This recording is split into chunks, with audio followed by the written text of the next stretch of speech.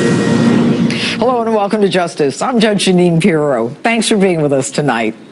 First, my opening statement. Now, which America is it that you see? It's real simple, and it's not about your eyesight. Our convention occurs at a moment of crisis for our nation. The attacks on our police and the terrorism of our cities threaten our very way of life. Any politician who does not grasp this danger is not fit to lead our country. And within hours, our president, as he stood with Mexican President Enrique Peña Nieto, comes out and says this.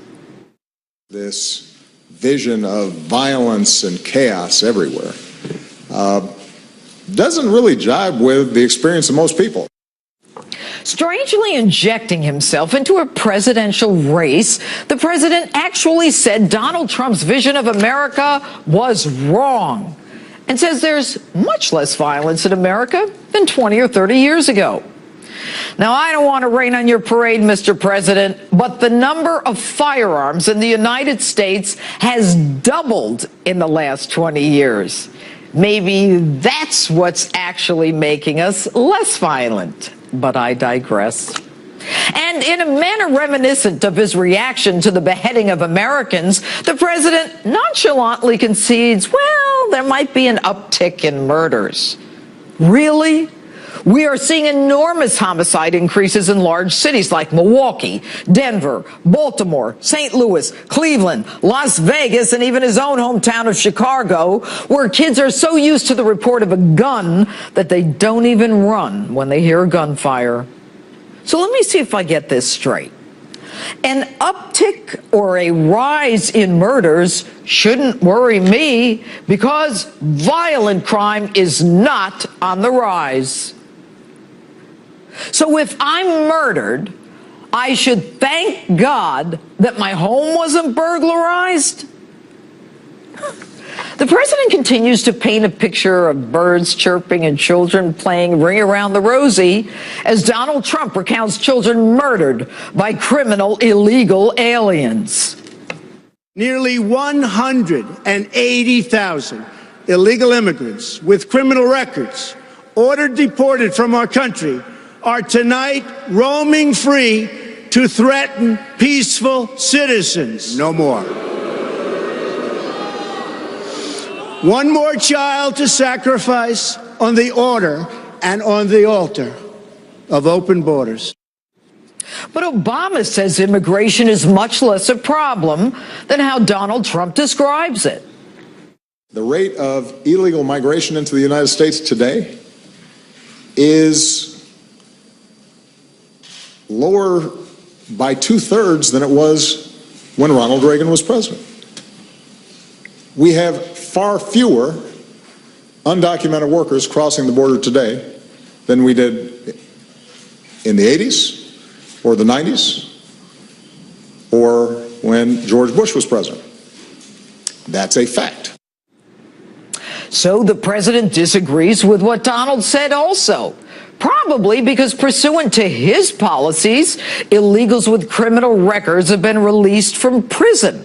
But the president says that immigration is much less a problem than it was just 20 or 30 years ago.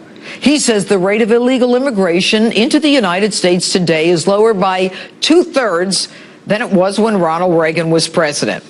He says it's a fact that we have far fewer undocumented workers crossing the border today than we did in the 80s or 90s. Really, Mr. President, with all due respect, how do you know you've got Border Patrol agents changing kids' diapers during a mass influx from Central America? Agents whose hands are tied, which might explain why the National Border Patrol Council endorsed Donald Trump and not your protege. And by the way, how does one measure the number of illegals who cross our border? The ones who aren't caught can't be counted. So if the numbers are determined by those apprehended by Border Patrol, your policies and executive actions more than welcome them. You even give them a free plane ride into our towns, any town, USA. But even the United States Supreme Court had to block you when you tried to prevent the legal deportation of 4 million of them. And if the number is decided by those living here, again, how do you know? You're the one who keeps telling us that they're living in the shadows, so how are you counting them? But does Barack Obama even matter as we enter the general election period?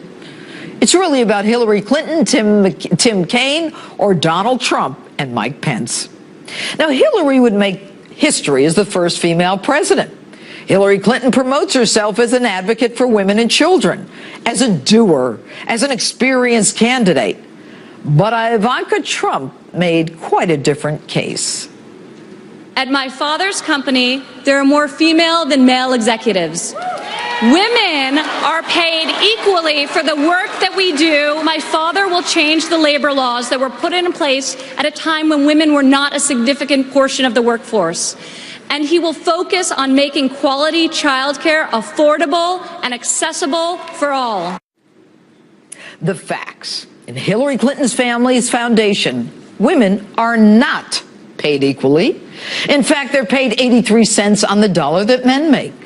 And speaking of her foundation, she is notorious for taking money from countries where men have the legal right to beat their wives, where homosexual acts are punishable by death, where women are stoned for adultery. And so why is this self-proclaimed advocate for women taking the money from these countries, and what do they get in return? The true facts? While a member of the United States Senate, Hillary Clinton sponsored 363 bills. Of those, 3 became law. 3. One was a bill to name a post office. Another was a bill to rename a highway.